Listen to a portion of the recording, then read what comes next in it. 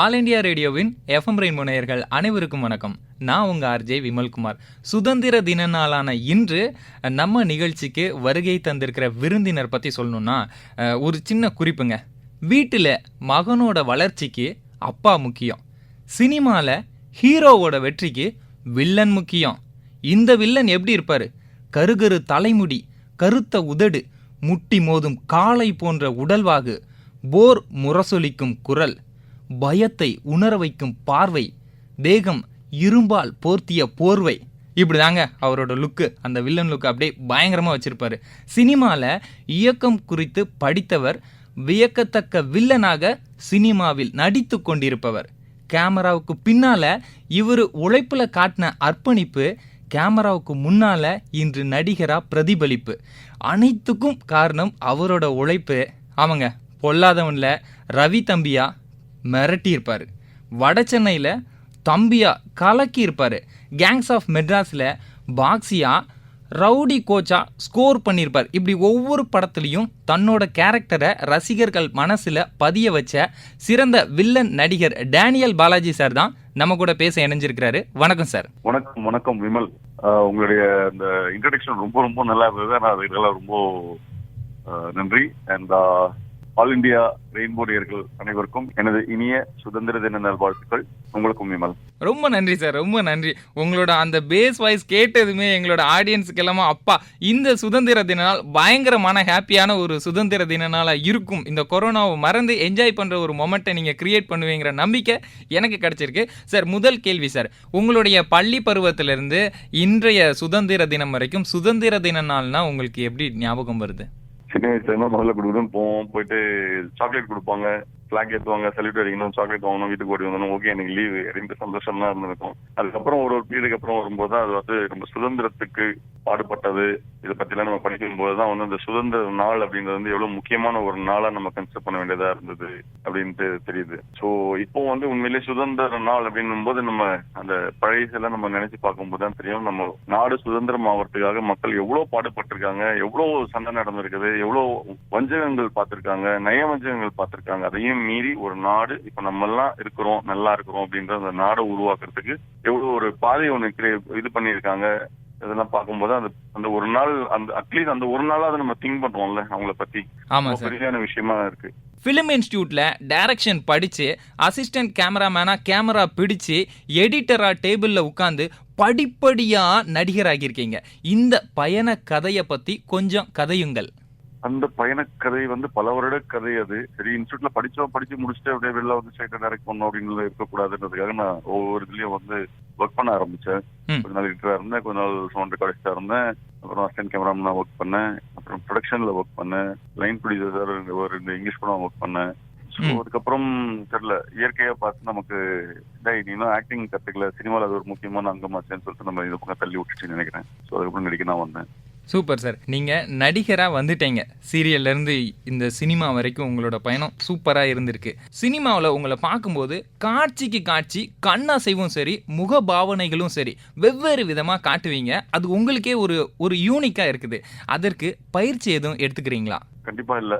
நான் ஆக்சுவலாக ஆக்டிங் கற்றுக்கவே இல்லை. நான் மற்றவரெல்லாம் உட்காந்து கற்றுக்கிட்டேன் சினிமா பண்ணணும் அப்படின்றதுக்காக. பட் இது கற்றுக்கவே இல்லை. இது இயற்கையாக என்ன சொல்றது, கடவுளோட வரப்பிரசாதம் தான் சொல்லணும். இதை நாங்கள் தன்னடக்கம்னு எடுத்துக்கிடவா, இல்லை உண்மையிலே எனக்கு ஆச்சரியமா இருக்குன்னு சொல்லிடுவா? இல்லை, உண்மையிலேயே நான் வந்து படிக்கல. நான் ஆக்டிங் படிக்கவே இல்லை. நான் பண்ற ஒன்னே ஒரு விஷயம் வந்து, அந்த டைரக்டர் வந்து அது என்ன மாதிரி ஒரு கேரக்டரா வந்து அதை எழுதியிருப்பாங்கன்றத வந்து ரொம்ப விலாவியா கேட்டு தெரிஞ்சுக்கிட்டு அதுக்கு ஒரு உருவம் கொடுப்பேன். அந்த உருவத்துக்கு என்னுடைய மனசை கொடுப்பேன், அதுக்கு ஒரு உயிர் கொடுப்பேன். அவ்வளவுதான். அதுதான் சார், அதுதான் அந்த திரையரங்கத்துல இருந்து இந்த ஆடியன்ஸ்க்கு நடுவில் ஒரு மேஜிக்கை கிரியேட் பண்ணுதுன்னு நான் நம்புறேன். சார், கையை விரிச்சு நெஞ்ச புடைப்பா வச்சு டிஷர்ட் ஜீனோட நிக்கிற தோரணை நச்சுன்னு இருக்கும். எந்த படம்? காக்கா படம். ஒரு போலீஸ் லுக்கை அப்படி கொண்டு வந்திருப்பீங்க. அந்த பட அனுபவத்தை பத்தி சொல்லுங்க. அந்த படம் அனுபவம் பாத்தீங்கன்னா, நான் அப்போ சீரியல் நடத்திட்டு இருந்தேன். ஸோ 2வது சீரியல்ல வந்து முடிக்கும்போது கௌதம் கிட்ட இருந்து திடீர்னு ஒரு கால். ஒரு நாளைக்கு ஒரு டெஸ்ட் ஷூட் இருக்கு, வரியா அப்படின்றது. ஓகே, என்ன மாதிரி கேரக்டர் அப்படின்னா, என்ன கேரக்டர் சொன்னாதான் வருவியா? இல்லை சும்மா தெரிஞ்சுக்கிறதுக்கு தான் அப்படின்னேன். ஒரு காப் அப்படின்னாரு. ஸோ நெக்ஸ்ட் டே நான் வந்து போகும்போதே வந்து அந்த காப் கட்ல போயிட்டேன். ஓ, நீங்க போகும்போதே ஹேர் கட் பண்ணிட்டு போயிட்டீங்க? ஆமா. ஓ, பாத்திரமா மாறிட்டீங்க. நான் ஒருத்தன் கட் பண்ணிட்டு போயிருக்கேன். ம். ஸோ ஆல்மோஸ்ட் அதே மாதிரி ஒரு டைட் டிஷர்ட் அது இதெல்லாம் போட்டு போனோடனே அப்படி பார்த்தாரு, பெர்ஃபெக்டா இருக்குது அப்படின்னாரு. அதுக்கப்புறம் அங்க ஷூட் பண்ண வந்த ஸ்டில் கேமராமேன் அவரும் வந்து இவன் மாத்திரம் தனியா இருக்கிறான் டீம்ல அப்படின்னு சொல்லிட்டு இருந்தாரு. அது ஏன்னு தெரியல, தனியா தெரியுறான் ஒரு காப் பண்ணும் போது இவன் தனியா காப் ரியல் காப் பண்ற மாதிரியே தெரியுறான் அப்படின்னு சொல்லிட்டு. அதுக்கு கிரெடிட்ஸ் வந்து பாத்தீங்கன்னா அந்த ஸ்டில் ஷூட் முடிச்சுட்டு அது ஒரு இன்விடேஷன் போட்டாங்க. இன்விடேஷன் போட்ட உடனே பெரிய நடிகர்களுக்கெல்லாம் எடுத்து போய் வைக்கும் போது அவங்க கமெண்ட் சொல்லியிருக்காங்க, இவர் வந்து சூர்யா எங்களுக்கு தெரியும் நடிகர், ஓகே. இவர் வந்து இன்னொருத்தர், அப்புறம் இந்த பையன் யாருன்னு கேட்டிருக்காங்க. அந்த பையன் ஒரு புது பையன் நடிக்கலாம், ஓகே, நல்ல பாடி இருக்கு, ஓகே. பட் இவர் வந்து போலீஸ்காரங்களுக்கு வந்து நடிக்க வராது. ஸோ போலீஸ்காருக்கு பதில் இதுக்கு பதில் வேற ஒரு ஆக்டர் போடுங்க, அந்த கேரக்டர் வந்து வேற நல்லா இருக்கு, பயங்கர வெர்ஸ்டைல் கேரக்டரா இருக்கு, நடிக்கணும். இந்த போலீஸ்காரன் மாத்திரம் மாத்துங்களேன், ஏன் போலீஸ்காரன் ஸ்ட்ரைட்டா போட்டிருக்கீங்கன்னு. இல்லைங்க, டேனியல் பாலாஜின்னு ஒரு ஆக்டர் தான் நீங்க அந்த சீரியல் எல்லாம் பாத்திருப்பீங்க. ஓ ஆமா இல்ல, ஐயோ அப்படியே இருக்கான் அப்படின்னு சொல்லிட்டு. ஸோ கௌதம் வந்து அந்த இன்விடேஷன் கொடுக்க போயிட்டு வந்தோடனே சொன்ன ஒரு வார்த்தை வந்து, எல்லாரும் நடிச்சு பேர் வாங்க வருவாங்கடா, நீ நடிக்கிறதுக்கு முன்னாடியே பேர் வாங்குற அப்படின்னு சொல்லிட்டு. பட் காக்கு நான் வந்து அதுக்கு முன்னாடி கௌதம் மேனன் அவங்க அம்மாவுக்கு வந்து நான் ரொம்ப தேங்க்ஸ் சொல்லணும். ஏன்னா அவங்க 2 சீரியலும் பார்த்துட்டு இப்படி ஒரு நடிகனை பார்த்தேன். ஸோ அவனை சினிமால வந்தானா அவன் வேற லெவல்ல வருவான், அப்படி ஒரு நடிகனை வந்து சினிமால இன்ட்ரடியூஸ் பண்ண பெருமையை நீ எடுத்துக்கோ இது பண்ணணும் போது சீரியல் பார்க்க வச்சிருக்காங்க. அம்மா உனக்கு தெரியுமேம்மா, முதல்ல பேசியிருக்க அவங்க கிட்ட, நம்ம மின்னலே பண்ணும் போதெல்லாம் பேசிருக்கீங்க, அந்த கம்பெனில ஒர்க் பண்ணிருந்தான் டெக்னிக்கல் இன்சார்ஜ் அப்படின்னா. அப்படின்னா கூப்பிடு, don't wait for him to call you அப்படின்னு அன்னைக்கு நைட்டு கால் பண்ணி தான் நான் மறுநாள் போய் நடிக்க ஆரம்பிச்சது. Super sir, super sir. எங்களுக்கு கௌதம் மேனன் சாருக்கு நன்றி சொல்லணும். அதுக்கு மேலே கௌதம் மேனன் சாரோட அம்மாவுக்கும் மிகப்பெரிய நன்றி சொல்லணும். ஏன்னா தாய்மாரோட ஆதரவாக நீங்கள் வந்து சினிமாவுக்கு தாரை வார்க்கப்பட்டிருக்கீங்கன்னா ரொம்பவே சூப்பரான ஒரு விஷயம். அருமையாக சொல்லியிருக்கீங்க சார். காக்கா காக்கா படத்தை பற்றி அவர் சொன்னார், அதில் நடிக்க வாய்ப்பு அமைஞ்சதை பற்றியும் சொன்னார். அந்த ஓப்பனிங் ஷாட்டில் அவர் சொல்கிற ஒரு டைலாக், இன்னும் ஒரு 5 பேரோட வந்திருக்கலாம்ல, சூப்பர்மேன் மாதிரி எப்பயும் நாமளே வந்துட்டுருக்கோம் அப்படின்னு சூர்யா சார் அவர் கேட்குற மொமெண்ட்டு, இவர் யார் அப்படின்னு நம்மளுக்குள்ளே தோண வச்சிச்சு. அதுக்கப்புறம் அந்த டைலாக்ஸில் இன்னும் எவ்வளவோ இருக்குது. அன்பு, போலீஸ் ரெக்கார்ட்ஸில் அவன் மேலே ஒரு கேஸும் கிடையாது, ஆனால் டிபார்ட்மெண்ட் கிடைச்ச அத்தனை இன்ஃபர்மேஷனும் உண்மை இப்படின்னு அவருக்கான டோன். நான்லாம் இதை தொடர்ந்து சொன்னேன்னு வச்சுக்கோங்களேன், நேர்கள் வந்து கோவப்பட்டுருவாங்க. ஏன்னா இந்த டைலாக்குக்குன்னு ஒரு கம்பீரம் இருக்குது, இதை சொல்கிறவருக்குன்னு ஒரு குரல் இருக்குது அப்படிங்கிற மாதிரி சொல்லியிருப்பாங்க. சார், உங்கள் குரலில் ஒரு பேஸ் வாய்ஸ் இருக்குதே, அது இயல்பிலேயே அமைந்ததா, இல்ல வில்லன் ரோல் நீங்க இப்படி எல்லாம் வாய்ஸை வந்து பில்டப் பண்ணணும் அப்படின்னு யாரும் சொன்னாங்களா? யாரும் சொன்னாங்களான்னா, ஆக்சுவலா நான் நடிக்கும் போது எனக்கு முதல்ல நடிக்கும் போதே வந்து இவ்வளவு முகபாவனைகள், இப்படி ஒரு மாடுலேஷன்ஸ் அப்படின்ற லெவலில் தான் எல்லாருமே பாராட்டினாங்க. அப்போ என்னுடைய ரசிகை அப்படின்ற லெவல்ல ஒரு நடிகை வந்து என்ன ஒரு வாட்டி பார்க்கும்போது சொன்னாங்க, அவங்க தான் சொன்னாங்க, எனக்கு ரொம்ப பிடிச்ச ஒரு நடிகை அவங்க கலைராணி அப்படின்னு சொல்லிட்டு. இந்த முதல்வன்ல அம்மா கேரக்டர்லாம் பண்ணாங்க. ஸ்டேஜ் பிளேலயே வந்து ரொம்ப எக்ஸலன்ட் பர்ஃபார்மரா பயங்கர ட்ரெயின் ஆனவங்க. அவங்க சொன்னாங்க, நீங்க நல்லா இருக்கு எல்லாமே, வாய்ஸ் எல்லாமே நல்லா இருக்கு, எதுவுமே குறை இல்லை, ஆனா நீங்க ஒரு வெர்சடைலா ஒரு வாய்ஸ் வச்சுக்கணும். உங்களுக்கு வேணும் போது தின் வாய்ஸ்ல பேசிக்கலாம், வேணாம் போது அந்த நார்மல் பேஸ் வாய்ஸ்ல இருக்கலாம், வாய்ஸ் மாத்திரம் கொஞ்சம் இன்னும் அந்த வைடர் ரேஞ்ச் பண்ணி வச்சுக்கோங்களேன் அப்படின்னாங்க. சரி மேடம் அப்படின்னு. பட் எப்படி பண்றது கேட்டேன். வாங்க நானே உங்களுக்கு கத்துறேன் அப்படின்னு சொல்லிட்டு அவங்க தான் ஒரு நாள் கூட்டு போயிட்டு ட்ரைனிங் கொடுத்தாங்க. 15 days ட்ரைனிங் அது. ஸோ எந்த 15 days ட்ரைனிங்க்கு அப்புறம் நான் வந்து மறுபடியும் அந்த சீரியல்ல ஏதோ ஒரு கொஞ்சம் பிரச்சனை இருந்தது அப்போ. ஸோ டப்பிங் பெண்டிங்காக நான் போய் மைக் முன்னாடி நின்றுட்டு, ரங்கா சொல்லுறங்க அப்படின்னு. சார் ஒன் மோர் சார் அப்படின்னாங்க. ஏன்னா வெறும் சொல்லுறாங்கல்ல, என்ன ஒன் மோர்ன்னு. இல்ல சார் உங்க வாய்ஸ்ல பேசுங்க அப்படின்னாங்க. நான் என் வாய்ஸ்ல தானே பேசிட்டு இருக்கேன், நான் ஒன்னும் வேற வாய்ஸ்ல பேசுறேன், என் வாய்ஸ்ல தான் பேசுறேன். திருப்பி போட்டு பார்த்துட்டு, சார் இந்த டேப் கொஞ்சம் கேளுங்களேன் அப்படின்னு சொல்லிட்டு இதுக்கு முன்னாடி எபிசோட்ல இருக்கிற ஒரு வாய்ஸ் இருந்து போட்டு காமிச்சாங்க. தான் சார் நீங்க நார்மலா உங்க வாய்ஸ்ல பேசியிருக்கிறது அப்படின்ட்டு. அது டோட்டலா டிஃப்ரெண்டா இருந்தது. இப்ப பேசும்போது சிச்சோ அப்படியா, சரி ஓகே அப்படின்னு சொல்லிட்டு கொஞ்சமா அந்த வாய்ஸ்ல இருந்து கொஞ்சம் கொஞ்சமா ஒரு எபிசோட்லயே அப்படி பேசி கொஞ்சமா மாத்தி விட்டேன். அந்த வாய்ஸ் வந்து அந்த வாய்ஸ் கல்ச்சர் பண்ணுங்களேன்னு சொன்னது அவங்க கலைஞர். ஸோ நான் நிறைய பேருக்கு நான் சொல்லியிருக்கேன், நடிக்கிறதுக்குன்னு வரவங்க நிறைய பேருக்கு நான் சொல்லியிருக்கேன், கொஞ்சம் வாய்ஸ் உங்களுக்கு சப்போஸ் வேணும்னா அந்த மாதிரி வாய்ஸ் கல்ச்சர் பண்ணிக்கோங்க, அவங்க நல்லா பண்ணுவாங்க அந்த இதெல்லாம் அப்படின்னு. உங்க குரலை மெருகேற்றுறதுக்கு கலைராணி மேம் சொன்ன பல டிப்ஸை நீங்க வந்து சூப்பரா சொல்லியிருக்கீங்க சார். நிச்சயமா எல்லாருமே கேட்குறவங்க அதை பயனுள்ளதாக எடுத்துப்பாங்க. காக்கா காக்கா படத்துக்கு அப்புறம் அப்படியே அந்த காவல்துறை அதிகாரியிலேருந்து இப்போ குற்றவாளி ரோலுக்கு நீங்கள் மாறுறீங்க. வேட்டையாடு விளையாடு திரைப்படம், அதில் அமுதன் இளமாறன் இணையில் வந்து ரொம்ப சூப்பராக டைலாக்ஸ் எல்லாம் நீங்கள் பேசியிருப்பீங்க. இந்த வாய்ப்பு அமைஞ்சது எப்படி? இந்த கேரக்டருக்காக உங்களை எப்படி வந்து நீங்கள் பயிற்சி எடுத்துக்கிட்டீங்க? வாய்ப்பு அமைஞ்சது எப்படின்னு பாத்தீங்கன்னா, காக்கா காக்கா நாங்க தெலுங்கு வெர்ஷன் பண்ணும்போது நீ வில்லன் பண்ண அப்படின்னாரு. சரிங்க பண்றேன் அப்படின்னேன். ம். பட் அங்க வந்து அந்த ஹீரோஸ் வந்து லைக் ஏன் அதே வில்லன் நடிக்கட்டுமே அப்படின்லாம் சொன்னாங்க. சரி ஓகே அந்த வில்லனை கூப்பிட்டா அந்த வில்லன் திடீர்னு நடிக்க முடியாதுன்னு சொல்லிட்டு போயிட்டாரு அவரு. ஓ! அவங்களுக்கு என்னன்னா அங்க ஹீரோ வந்து கொஞ்சம் நல்ல ஹைட், பயங்கர ப்ராட் ஷோல்டர்ஸ், ப்ராடா இருப்பாரு.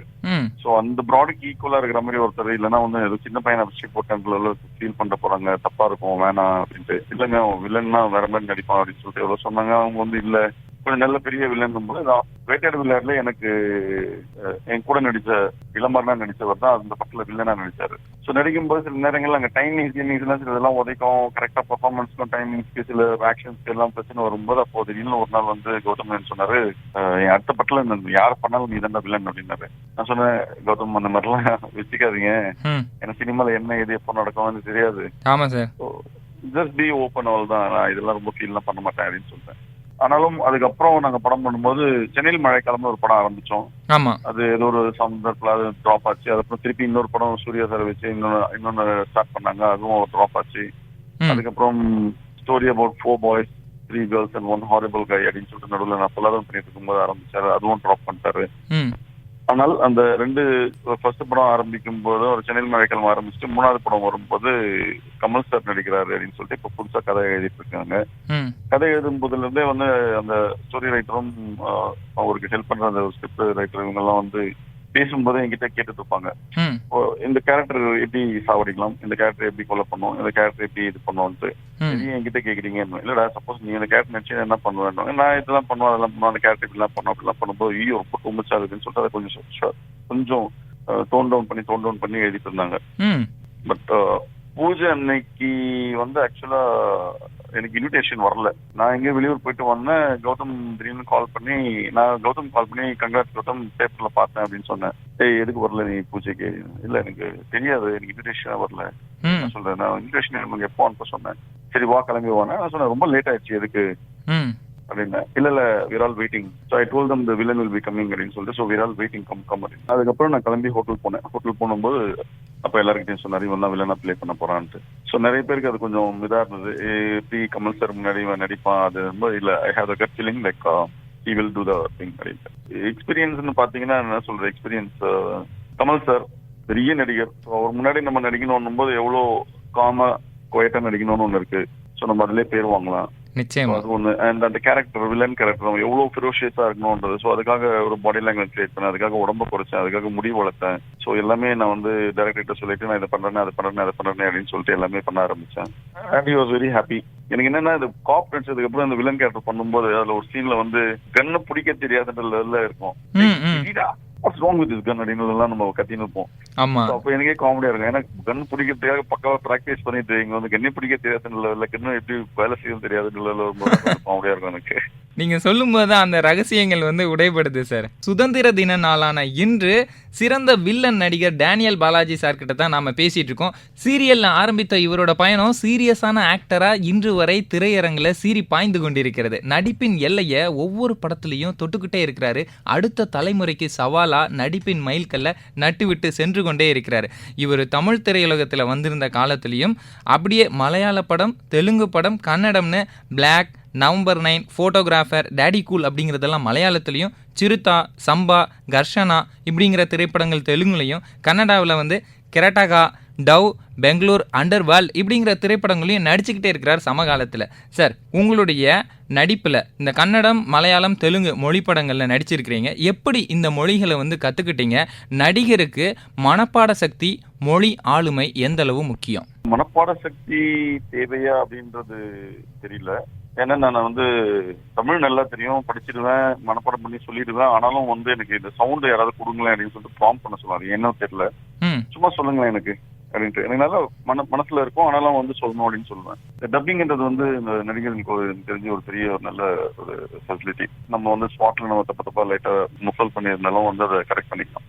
எனக்கு லாங்குவேஜ்னு பாத்தீங்கன்னா எனக்கு தமிழ், தெலுங்கு, ஆங்கிலம் இதை தவிர வேற எந்த லாங்குவேஜும் தெரியாது. மலையாளத்துல போகும்போது நான் வந்து அதை தமிழ்ல எழுதி வச்சு படிப்பேன். உங்ககிட்ட கேட்பேன் meaning, word by word meaning, அப்புறம் வேர்ட் பை வேர்ட் அழகா ப்ரொனவுன்சியேஷன், பேசுற ஃப்ளோல எப்படி இருக்கும்ன்றத விட வேர்ட் பை வேர்ட் ப்ரொனவுன்சியேஷன் எப்படி இருக்குன்னு சொல்லிட்டு அந்த ப்ரொனவுன்சியேஷன் எடுத்துக்கிட்டு அதுக்கப்புறம் நான் என் ஃப்ளோல வந்து பேசுவேன். நான் எனக்கு என்ன மாதிரி நான் பிரேக் பண்ண போறேன்னு அதை சொல்லுவேன். கன்னடமும் அப்படிதான். ஸ்ட்ரைட்டா அவங்க கிட்ட எழுதி வாங்கிட்டு என்ன மீனிங் கேட்பேன். அந்த மீனிங் நான் இந்த மாதிரி இங்க பிரேக் பண்ணலாமா, இந்த மாதிரி நான் சொல்லலாமா, இந்த மாடுலேஷன்ல சொல்லலாமா, நான் இங்க இந்த மாதிரி சைலண்டா இருந்து இங்க இருந்து கொஞ்சம் இது பண்ணலாமா, எல்லாமே கேட்டுப்பேன். ஓகேன்னுவாங்க. ஸோ அதுக்கேற்ற மாதிரி நம்ம வந்து அங்கே பேசிப்போம். அங்கேயும் ப்ராம் பண்ணுவாங்க, பிரச்சனை இல்லை. டப்பிங்ல போயிட்டு நான் டப்பிங்ல ஒரு வாட்டி சொல்லுங்களேன் அப்படின்னு சொல்லுவாங்க. கிளீனா வேர்ட் எல்லாம் கேட்டுட்டு அதை கிளீனா சொல்லணும், அவ்வளவுதான். அண்ட் எமோஷனோட சொல்லணும். இன்னும் கொஞ்சம் பாலிஷ் பண்ணிடுவோம். லாங்குவேஜ் வந்து ஆக்சுவலா ஒரு ஆக்டருக்கு வந்து ஒரு பேரியரே இல்லை. என்ன லாங்குவேஜ்ல வேணாலும் போய் நடிக்கலாம். அந்த லாங்குவேஜ் வந்து கரெக்டா ப்ரொனவுன்ஸ் பண்ண தெரியணும், அவ்வளவுதான். நிச்சயமா அந்த உச்சரிப்பு துல்லியமா இருந்துச்சுன்னா பிரச்சனையே இல்லை அப்படிங்கிற மாதிரி சொல்லிட்டீங்க சார். திரையில முதல் முறையா எதிர்மறையான கதாபாத்திரத்துல நடிக்கும்போது உங்க மனநிலை எப்படி இருந்துச்சு, மக்கள் இதை எப்படி எடுத்துப்பாங்க அப்படிங்கிறது, தொடர்ச்சியா வில்லன் கதாபாத்திரங்கள் அமையறத நீங்க எப்படி பாக்குறீங்க? நான் ஃபர்ஸ்ட் சீரியல்ல பண்ணும்போது அது ஓவர் பொசசிவ் சைக். அது எனக்கு எவ்வளவு ப்ராப்ளம் இருக்கு, நிஜமாவே அவன் ரியல் லைஃப்ல அவன் ஏதோ சொன்னால்தான் அந்த மாதிரி கரெக்டா அப்படியே பண்ணிட்டு இருக்கான், அவன் கேரக்டர் அவன் பண்ணிட்டு இருக்கான் அப்படின்னு சொல்லிட்டு தான் எங்க டைரக்டர் எல்லாரும் கமெண்ட் பண்ணிட்டு இருந்தாங்க. பட் எங்க டைரக்டர் தான் சொல்லியிருந்தாரு, இல்ல அவன் நடிக்க வேணாம்னு சொல்லிட்டு, நடிக்க தெரியாது நடிக்க முடியாதுன்னு சொல்லிட்டு ஓடின பையன், அவன் நான் தான் கூப்பிட்டு நடிக்க வச்சிருக்கேன், அவன் நல்லா நடிச்சுக்கிட்டு இருக்கான் அப்படின்னு சொல்லிட்டு நிறைய பேர் வந்து ஸ்பாட்ல உட்காந்து அப்சர்வ் பண்ணுவாங்க.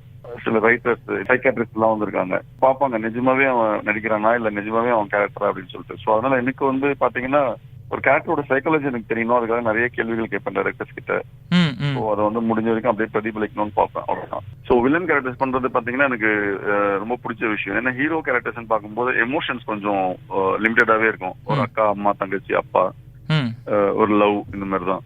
மற்றபடி வில்லன் கேரக்டர்ஸ் பாத்தீங்கன்னா நம்ம பண்ற ஒவ்வொரு வில்லன் கேரக்டர்ஸ்க்கும் ஒரு கேரக்டரைசேஷன் இருக்கும். டிஃப்ரெண்டா நான் பண்ணி பார்க்கலாம் அப்படின்னு ஒன்று இருக்கு. ஸோ அதனால நான் முடிஞ்ச வரைக்கும் வில்லன் கேரக்டர்ஸ் எடுத்துக்கிட்டே இருக்கேன். முடிஞ்ச வரைக்கும் நான் விருப்பப்பட்டே வில்லன் கேரக்டர்ஸ் எடுக்கிறேன் அப்படின்னு டேனியல் பாலாஜி சார் சொல்லியிருக்கிறாரு. சினிமால நடிகர் ஆகணும்னு வந்து இயக்குனர் ஆனவங்க சில பேர், இயக்குனர் ஆகணும்னு வந்து நடிகர் ஆனவங்க சில பேர். இதுல நீங்க வந்து 2ஆம் வரிசையில இருக்கிறீங்க.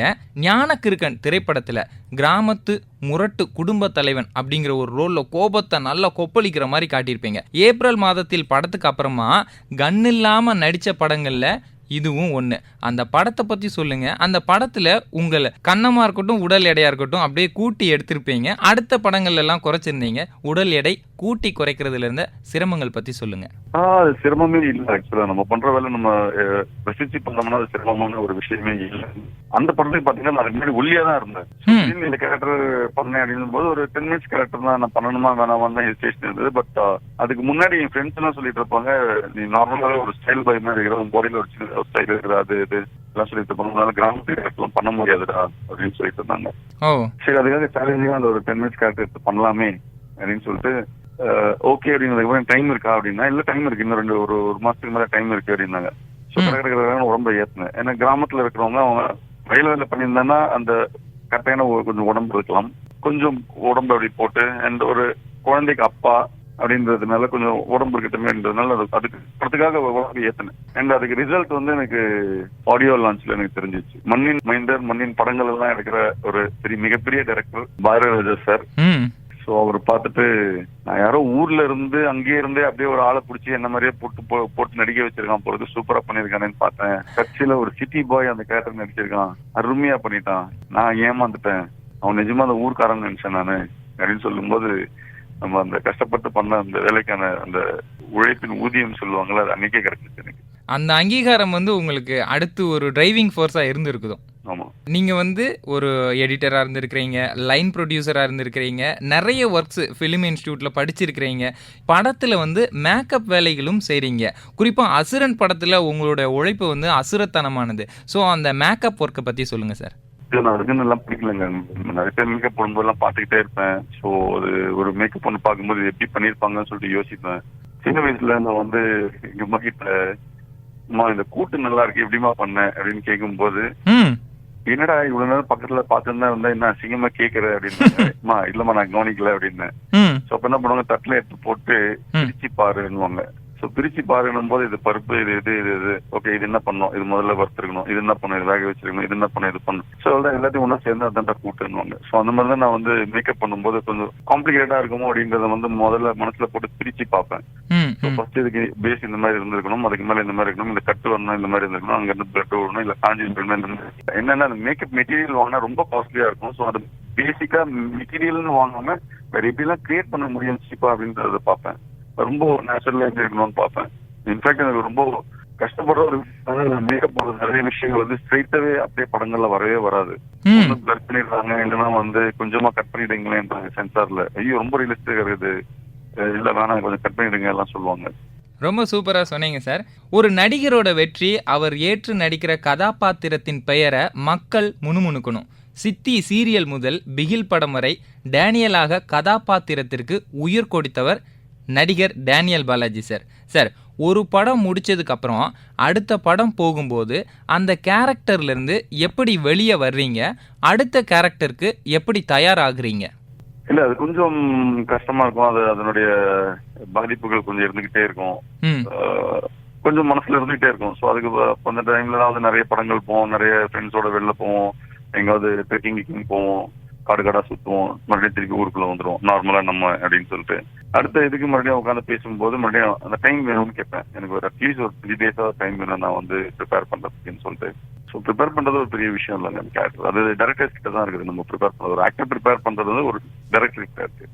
அதாவது அந்த பானையோட நயம் வந்து அந்த குயவன் அவரோட கையில இருக்குன்னு சொல்ற மாதிரி சுலபமா நீங்க சொல்லியிருக்கீங்க சார். கண்டிப்பா. சார், ஆக்டிங் கோர்ஸ் படிச்சு சினிமா வர்றவங்க ஒரு பக்கம், நார்மல் லைஃப்ல இருந்து தாமதமா சினிமா ஆர்வம் வந்து நடிக்க வர்றவங்க ஒரு பக்கம். இந்த 2 பாதையிலிருந்து வர்றவங்களை எப்படி பாக்குறீங்க?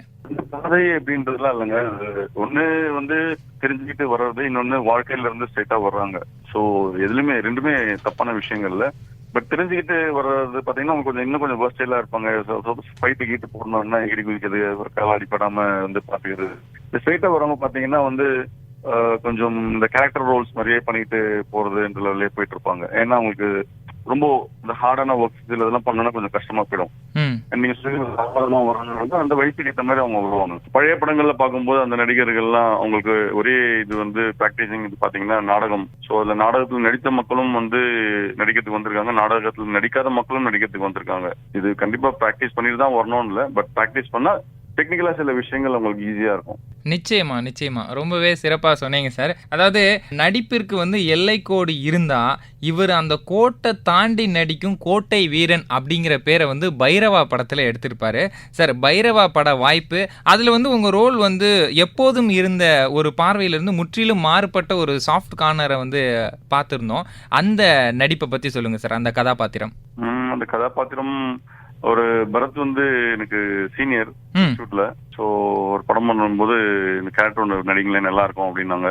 ம். பார்த்தா அது வந்து கொஞ்சம் பொறுக்கி கேரக்டர் மாதிரி இருக்கும். ஆனா வந்து ஃபேமிலி மேன் அப்படின்னு லெவலில் ஒரு இது காட்டும். அதுக்கு 2 சீன் வேற இருக்குதுன்னாங்க. போதுமா அந்த 2 சீன் போதும் அப்படின்னாங்க.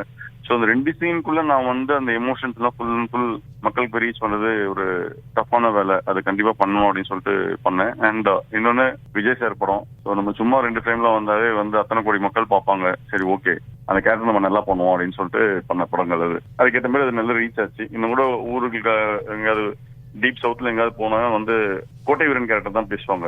ஒரு உங்க ஒய்ஃப்காக அப்படி ஒரு கோவம் எல்லாம் உங்களுக்கு வரும், அவ்வளவு கேர் பண்ணுவீங்களா அப்படின்னு சொல்லிட்டு பேசுவாங்க. வட சென்னை படத்துல அந்த தம்பி கதாபாத்திரம், அந்த படத்துல நீங்க உச்சரிப்புகள், டே சிவா அந்த கடைக்காரனாண்ட ஷாலா போ சொல்லு, எதுவும் சிக்கம் ஆகக்கூடாது இப்படின்னு உங்களோட அந்த அந்த டயலக்ட் வந்து அந்த வட்டார வழக்கு ரொம்ப சூப்பரா வச்சிருப்பீங்க. இந்த படத்தை பத்தி சொல்லுங்க சார். வட்டார வழக்கு சூப்பரா வைக்கணும். அப்புறம் அந்த கேரக்டர் இப்படி பண்ணீங்க அப்படி எல்லாமே நான் முதல்ல சொன்ன மாதிரி ஒரு பானை செய்யற அந்த கொய்யவன் கையில தான் இருக்கு. ஸோ அந்த டைரக்டர் எப்படி ஃபீல் பண்றாரோ அதை தான் நம்ம பண்ண போறோம். டப்பிங்ல வந்து கரெக்டா பண்ண போறோம். ஸோ வெற்றி சார் பாத்தீங்கன்னா அவர் அந்த கேரக்டர் ஒரு கேரக்டருமே வந்து அப்படி செஞ்சிருப்பாரு. தனித்துவமா நிக்கிற லெவலுக்கு எல்லாமே இருக்கும். அண்ட் ஆக்சுவலா முதல்ல நான் அந்த படம் ஆரம்பிக்கும் போது நான் அதுல அந்த ஒரு வில்லன் கேரக்டர் பண்றதா தான் இருந்தது.